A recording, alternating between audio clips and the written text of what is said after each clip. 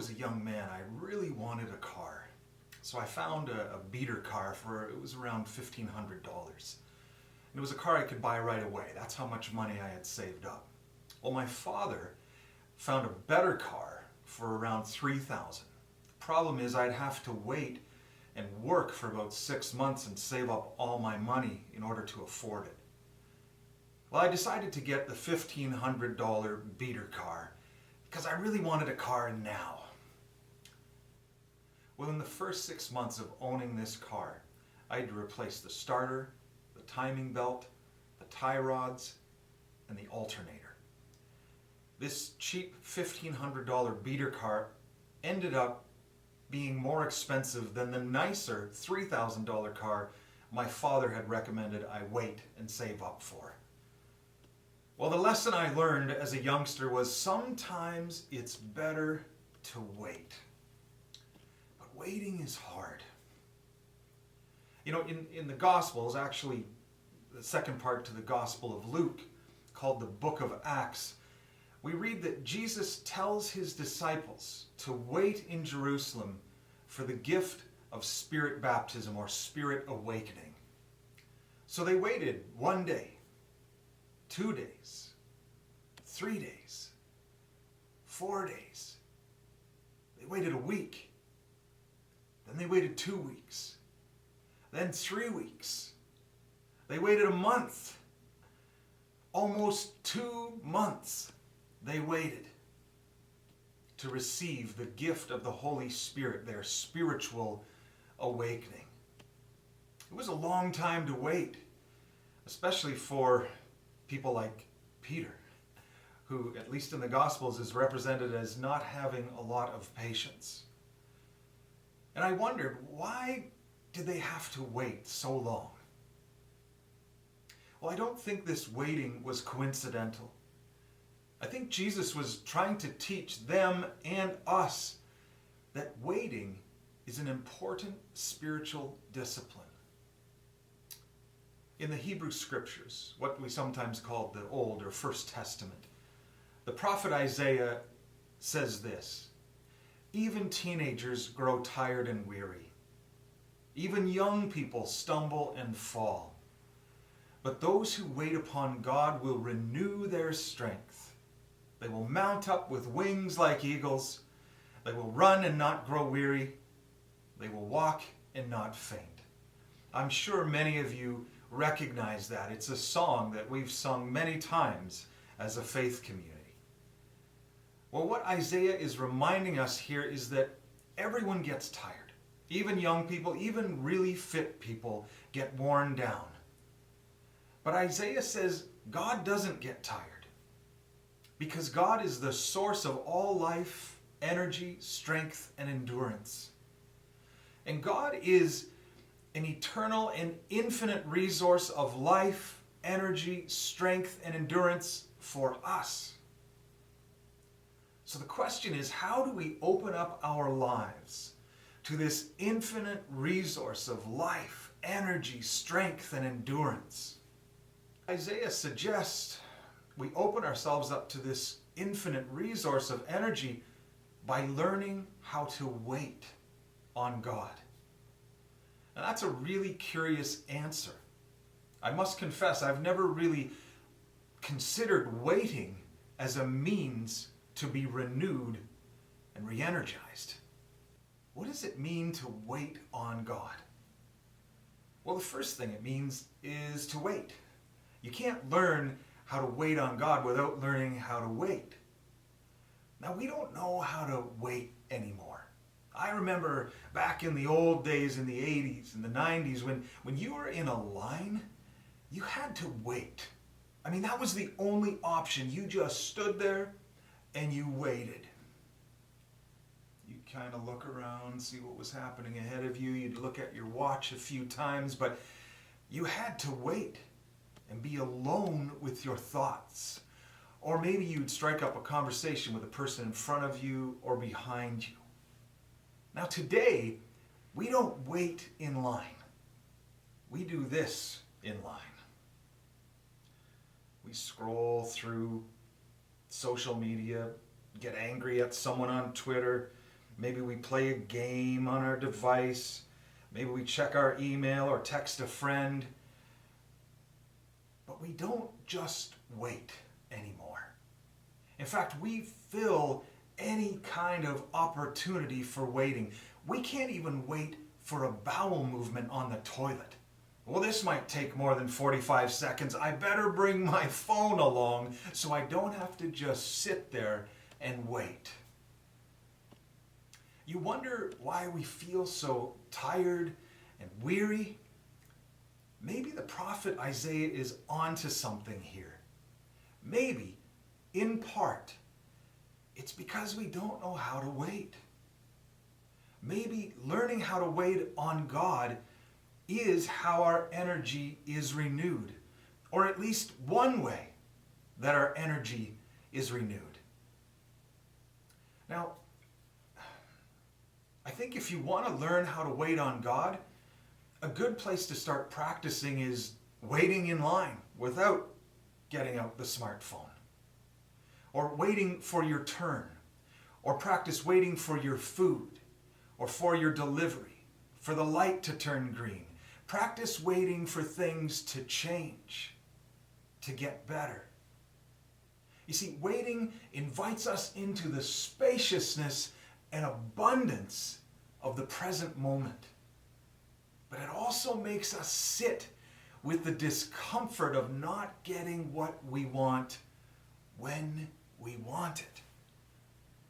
You know, the chant behind most ideologies today seems to be now. What do we want? The truth. When do we want it? Now. What do we want? Justice. When do we want it? Now. What do we want? Freedom. When do we want it? Now. What do we want? Pizza. When do we want it? Now. Or at least in 30 minutes or less. It doesn't matter what we want it now. Faster food, fast service, express lanes, faster internet, same-day shipping, instant social, economic, and political transformation. We don't want to wait for anything. Now you might say there are real problems, real injustices and inequality in our world. You're right. Without question, there are a lot of things that need to change in our world. But is our growing impatience really helping? It seems like everyone is becoming more passionate, more demanding, and more impatient about their cause, their values, their beliefs. But I wonder, is this really making the world a better place? I don't have an answer. I'm just asking a question. What I do know is there's an old saying, and a lot of old sayings have some truth to them. This old saying goes like this: good things come to those who wait. Now there are other sayings as well, such as opportunities are like sunrises. If you wait too long, you miss them. Or another saying, don't wait, the time will never be just right. I know I heard that a lot when my wife and I, Tammy, were thinking of starting a family and having children. Well, don't wait, the time will never be just right. And there's some truth to that. Or another saying, good things may come to those who wait, but only the things left by those who hustle. There's truth to all these sayings. Without question, there is such a thing as waiting too long. But as Ecclesiastes reminds us, there is a season for everything. There is a time to wait. And for sure, there is a time to stop waiting and act. But I believe there's truth in this saying that good things come to those who wait. And one of the good things that comes to us as we learn to wait is the virtue of patience. Patience is essential to a healthy and meaningful life. It enables us to develop good habits and build character. Without patience, you can't save money, you can't learn a new skill, you can't cultivate healthy relationships, You can't get physically fit. You can't gain genuine understanding about any particular subject or field without patience. Patience is key to wisdom, to living a healthy, meaningful life. But it's really hard to cultivate patience in our lives. What do we want? Patience. When do we want it? Now. According to researchers Sarah Schnichter and Robert Emmons, patience helps people experience less depression and negative emotions. It helps people cope better with upsetting or stressful situations. Patience increases our experience of mindfulness and gratitude and a sense of connection with humanity and abundance and the universe. Patience also improves the quality of our friendships and what we get out of them. There's also a strong connection between patience and achieving our goals, because it increases our ability to endure the ups and downs and the difficult stages of moving towards a goal when there's little or no evidence of progress. One of the powers of patience is that it accepts discomfort and incompleteness. Patience involves assuming some personal discomfort in order to attain long-term goals. But it also accepts a certain amount of personal discomfort in order to alleviate the suffering of those around us. In fact, patience enables individuals to tolerate flaws in others and extend more grace, generosity, compassion, forgiveness. Of course, patience is listed as a fruit of the Spirit in the Bible. An increase of patience in our lives is really evidence of the Spirit at work in us and in our lives. This means patience is one of the measuring sticks we can use to discern if we are really growing spiritually. It's a question I've asked myself over the past year. Am I becoming more patient? And I'm not sure that I am, to be honest. So how do we cultivate more patience in our lives? How do we develop the skill of waiting, the skill of patience in our lives? Well, the first thing we can do is learn to identify and name our feelings, our emotions. So when you're feeling impatient, get specific. Name exactly what it is you're feeling. What am I feeling? Am I feeling angry? Am I feeling disrespected? Am I feeling taken advantage of? What exactly is the feeling? Name it. You see, this can create space between you, your true self, and the emotion that you are experiencing. You see, to be aware that I am experiencing the emotion of anger is different than thinking I am angry. This separation between my essential self and what I'm experiencing and feeling can be quite powerful. You see, when you think, I am angry, or I am being disrespected, this thinking tends to perpetuate that emotional energy, that frequency. Whereas creating space between your true self, your essential self, and the emotion you are experiencing, well, that allows you to be present with the feeling without being overwhelmed and controlled by it. It's not about negating the emotion, it's simply about naming it and creating space. The next step is about identifying the triggers. What caused this feeling? You know, maybe a coworker was late for a meeting, or maybe your child didn't do something that you had repeatedly told them to do. Or maybe the cashier was on their phone instead of cashing you out.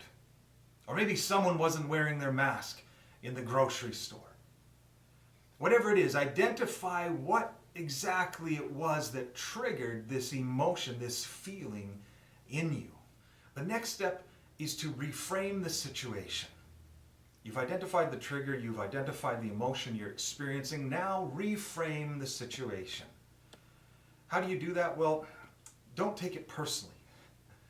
Maybe your coworker is running late for a legitimate reason. Maybe your child is going through some stuff at school. Maybe this cashier is reaching out to a friend who is suicidal. Reframe the situation so it's not about you, so that you can consider the situation differently.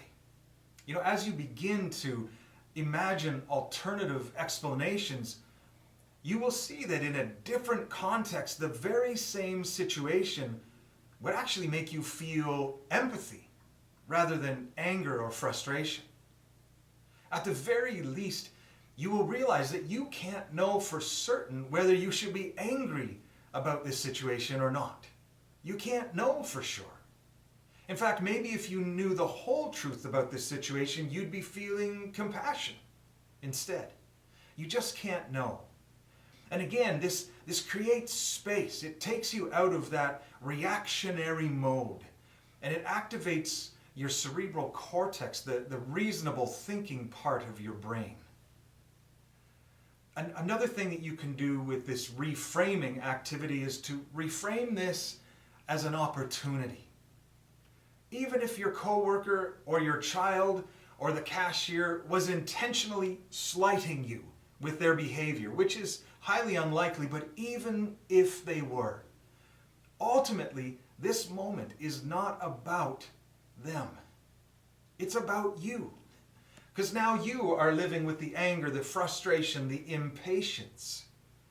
Ultimately, you are first and foremost responsible for yourself, for your character development, for your growth. So reframe the context so it isn't about the other person, but rather how you respond, how you can grow. For instance, say to yourself, well, I've been wanting to cultivate more patience in my life. Okay, in that light, this feels like a gift. The third way to reframe a situation is to reframe and think about the long term. Think about the end game, the end objective. So let's take the example of your child not doing something they said they would do or that you have asked them to do. Say you said you need to clean your room before you go on screens or go play with your friends. And once again, they are out with their friends or on screens and they haven't cleaned their room and you've had enough. Well, as you feel the anger, the frustration, the impatience welling up within you, try to reframe it in the context of the long term, the end goal. You see, the long-term goal, maybe there's more than one. Let's contemplate two end goals in this situation. The first one is this. The long-term goal here is to help your child understand the value of doing what they said they would do. The value of honoring their commitments. Of helping them develop character that will serve their long-term well-being. It's not about having a clean room today or tomorrow. There's a bigger objective here. There is a long-term goal in mind.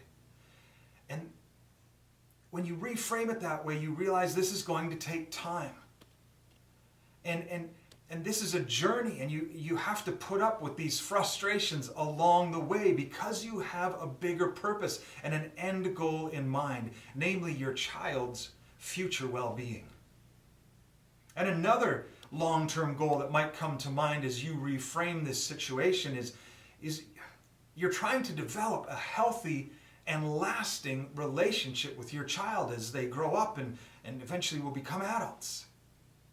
So responding to these frustrations in a calm and patient manner is definitely going to help you fulfill this long-term goal a lot more than losing your cool and yelling at your child or shaming them. Now, I'm doing this message on video instead of waiting till we meet in person next Sunday. And I'm really excited about that. I hope you'll join us. We're going to do this live next Sunday in person with one another in the same room. It's going to be fantastic. I hope you'll come on out, Factory 163. But I chose to do this message via video rather than in person so you won't see my sons roll their eyes when I talk about this. Like I said, I'm not presenting this as one who has perfected patience. Not at all. In fact, I'm talking about this because it's something I've identified that I need to work on in my own life. I'm not there.